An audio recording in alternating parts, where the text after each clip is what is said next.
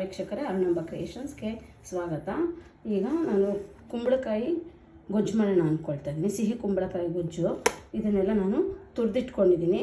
ಮತ್ತು ನೀವು ಸಣ್ಣ ಸಣ್ಣ ಪೀಸ್ಗಳಾಗಿ ಹೆಚ್ಚಿಟ್ಕೊಂಡಿರ್ಬೋದು ಹೋಳುಗಳಾಗಿ. ನಾನು ತುರಿದಿಟ್ಕೊಂಡಿದ್ದೀನಿ. ಇದಿದೆ, ಇದರಲ್ಲಿ ನಾನು ಗೊಜ್ಜನ್ನ ಮಾಡ್ತಾಯಿದ್ದೀನಿ. ಇದನ್ನು ಹೇಗೆ ಮಾಡೋದು ಅಂತ ನೋಡ್ಕೊಳ್ಳೋಣ. ಇಲ್ಲೇ ಸ್ಟವ್ ಮೇಲೆ ಬಾಣಲೆನ ಇಟ್ಟಿದ್ದೀನಿ. ಬಾಣಲೆಯಲ್ಲಿ ನೋಡಿ, ಸಾಸಿವೆ, ಮೆಂತ್ಯ, ಜೀರಿಗೆ, ಉದ್ದಿನಬೇಳೆ ಇಷ್ಟನ್ನು ನಾನು ಹುರಿಯೋಕ್ಕೆ ಹಾಕ್ಕೊಳ್ತಿದ್ದೀನಿ.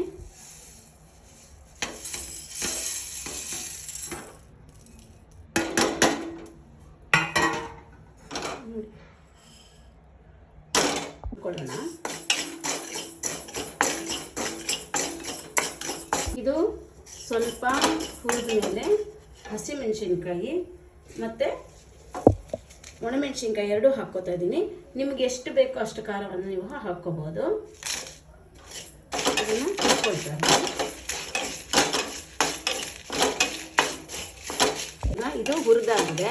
ಈಗ ನಾನು ಇದಕ್ಕೆ ಕರಿಬೇವಿನ ಸೊಪ್ಪನ್ನು ಹಾಕ್ತಾ ಇದ್ದೀನಿ. ಈಗ ಸ್ಟವ್ ಆಫ್ ಮಾಡ್ಕೊಳ್ತಾ ಇದ್ದೀನಿ. ಸ್ಟವ್ ಆಫ್ ಮಾಡಿಕೊಂಡು ಬಿಸಿ ಮೇಲೆ ಕರಿಬೇವನ್ನ ಹಾಕ್ಕೊಂಡ್ಬಿಡೋಣ.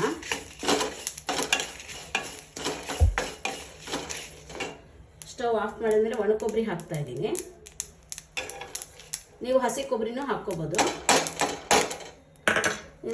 ಇದನ್ನು ಸ್ವಲ್ಪ ಬೆಚ್ಚಗೆ ಮಾಡ್ಕೊಂಬಿಡೋಣ. ಸ್ಟವ್ ಆಫ್ ಮಾಡ್ಕೊಂಬಿಡ್ರಿ. ಆಫ್ ಮಾಡ್ಕೊಂಡು ಇದನ್ನು ಮಾಡಬೇಕು. ಹುಣಸೆಹಣ್ಣು ಹಾಕ್ತಾ ಇದ್ದೀನಿ. ಬೆಲ್ಲ ಸ್ವೀಟ್ ನೋಡಿಕೊಂಡು ಹಾಕ್ಕೊಳ್ಳಿ. ಸಿಹಿ ಗುಂಬಳದಲ್ಲಿ ಸಿಹಿ ಇರುತ್ತೆ, ಅದರಿಂದ ನೋಡಿಕೊಂಡು ನೀವು ಬೆಲ್ಲನ ಹಾಕ್ಕೊಳ್ಳಿ. ಅದ್ರ ಜೊತೆಗೆ ಕರದ ಮೇಲೆ ಇದನ್ನು ಮಿಕ್ಸಿಗೆ ಹಾಕ್ಕೊಳ್ಳೋಣ. ಎಲ್ಲ ಮಿಕ್ಸಿಗೆ ಹಾಕ್ಕೊಳ್ತಾ ಇದ್ದೀನಿ. ಇದನ್ನೆಲ್ಲ ತೆಗೆದು ಮಿಕ್ಸಿಗೆ ಹಾಕ್ಕೊಳ್ಳೋಣ.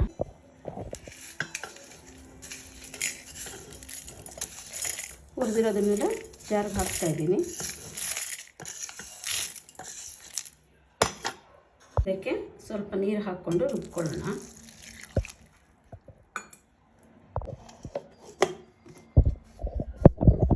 ರುಬ್ಬಿದ್ದು ಆಗಿದೆ.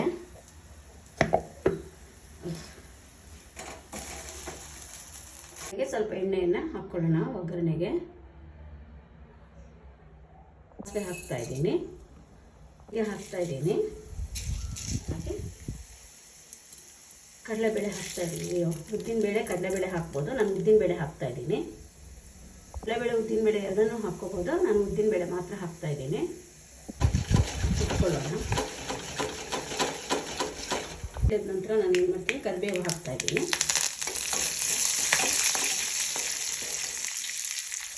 ಕುಂಬಳಕಾಯಿ ತುರಿದಿಟ್ಟಿದ್ನಲ್ಲ ಅದನ್ನು ಹಾಕ್ತಾ ಇದ್ದೀನಿ. ಇದಕ್ಕೆ ಮುಂಚೆ ಸ್ವಲ್ಪ ಹಿಂಗನ್ನು ಹಾಕ್ಕೊಳ್ಳೋಣ.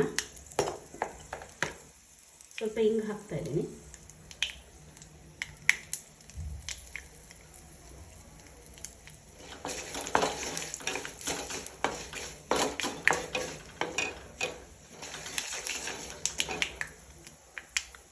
ಈಗ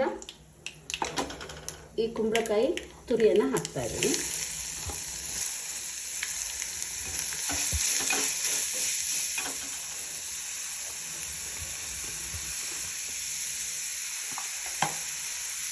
ಚೆನ್ನಾಗಿ ಹುರಿಬೇಕಿದೆ. ಎಣ್ಣೆಯಲ್ಲೆಲ್ಲ ಚೆನ್ನಾಗಿ ಬಾಡಿಸ್ಕೊಂಡ್ಬಿಡಬೇಕು ಒಗ್ಗರಣೆಯಲ್ಲಿ.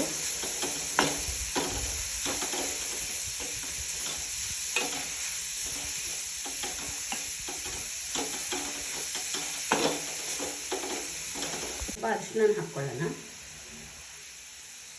ಚೆನ್ನಾಗಿ ಎಣ್ಣೆಯಲ್ಲೇ ಬೇಯಿಸ್ಕೊಳ್ಳೋಣ. ಒಗ್ಗರಣೆ ಎಣ್ಣೆಯಲ್ಲಿ ಇದನ್ನು ಚೆನ್ನಾಗಿ ಹಸಿ ವಾಸನೆ ಹೋಗೋವರೆಗೂ ಈ ಕುಂಬಳಕಾಯಿ ತುರಿನ ಚೆನ್ನಾಗಿ ಎಣ್ಣೆನಲ್ಲೇ ಬಾಡಿಸ್ಕೊಂಡ್ಬಿಡ್ಬೇಕು. ಈಗ ಬಾಡಿಸ್ಕೊಂಡಿದ್ದು ಆಗಿದೆ. ಇದಕ್ಕೀಗ ರುಬ್ಬಿರೋದನ್ನು ಹಾಕ್ಬಿಡೋಣ. ರುಬ್ಬಿರೋದನ್ನು ಹಾಕ್ತಾಯಿದ್ದೀನಿ.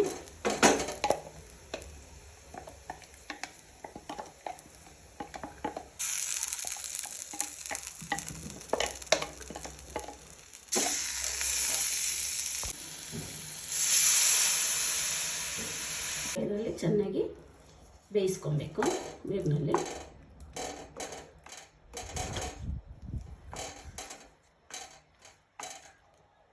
ಈಗ ರುಚಿಗೆ ತಕ್ಕಷ್ಟು ಉಪ್ಪನ್ನು ಹಾಕಬೇಕು. ಇದನ್ನು ಚೆನ್ನಾಗಿ ಬೆರೆಸ್ಕೊಂಬಿಡೋಣ. ನಿಮಗೆ ಎಷ್ಟು ಗಟ್ಟಿ ಬೇಕೋ ಅಷ್ಟು ಮಾಡ್ಕೊಳ್ಳಿ. ಇನ್ನೂ ಒಂದು ಸ್ವಲ್ಪ ನೀರು ಬೇಕು ಅಂದರೆ ಸ್ವಲ್ಪ ನೀರನ್ನು ಹಾಕ್ಕೋಬೋದು.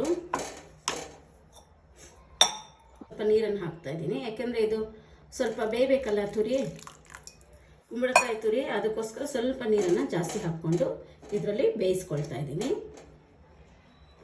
ನಿಮಗೂ ಎಷ್ಟು ಬೇಕೋ ಅಷ್ಟನ್ನು ನೀರು ಹಾಕ್ಕೊಳ್ಳಿ.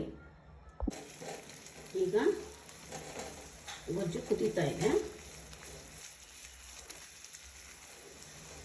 ಇದು ಮುದ್ದೆಗೆ, ಚಪಾತಿಗೆ ಎಲ್ಲದಕ್ಕೂ ಚೆನ್ನಾಗಿರುತ್ತೆ. ಮುದ್ದೆಗೆ ಮಾತ್ರ ತುಂಬ ಚೆನ್ನಾಗಿರುತ್ತೆ ಇದು. ನೀವು ಒಮ್ಮೆ ಟ್ರೈ ಮಾಡಿ. ಗೊಜ್ಜು ರೆಡಿಯಾಗಿದೆ.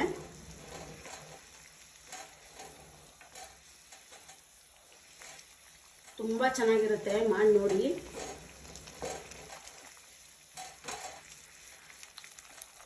ಈಗ ಸ್ಟವ್ ಆಫ್ ಮಾಡ್ಕೊಳ್ತಾ ಇದ್ದೀನಿ. ಗೊಜ್ಜಾಗಿದೆ. ಒಂದು ಬಟ್ಲಿಗೆ ಸರ್ವ್ ಮಾಡೋಣ.